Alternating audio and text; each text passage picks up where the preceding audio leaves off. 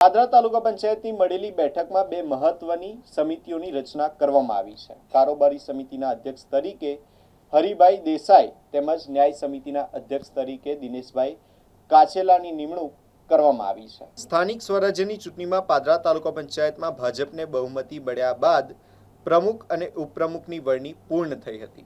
ત્યારબાદ હવે તાલુકા પંચાયતની વિવિધ સમિતિઓની રચનાની પ્રક્રિયા હાથ ધરવામાં આવી રહી છે।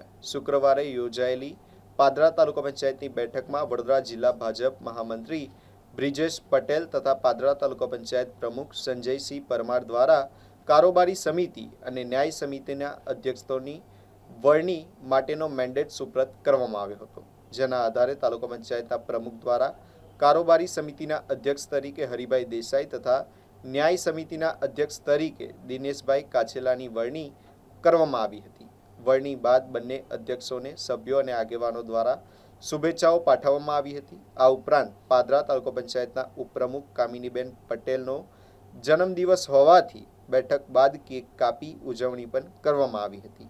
આ પ્રસંગે તાલુકા પંચાયતના સભ્યો અને ભાજપના આગેવાનો ઉપસ્થિત રહ્યા હતા। આજ રોજ પાદરા તાલુકા પંચાયતની પ્રથમ સભામાં ભારતીય જનતા પાર્ટી દ્વારા આજ રોજ સાહેબશ્રીને મેન્ડેટ આપવામાં આવ્યા છે અને એમાં કારોબારી ચેરમેન તરીકે હરિભાઈ વજેસિંહને નિમણૂક કરવામાં આવ્યા છે તથા ન્યાય સમિતિમાં દિનેશભાઈ કાછેલાની વરણી કરવામાં આવી છે અને આજની કારોબારી પણ જાહેર કરવામાં આવી છે। તો આ દરેકને ભારતીય જનતા પાર્ટી વતી અને પાદરા તાલુકા વતી ખૂબ ખૂબ શુભેચ્છાઓ।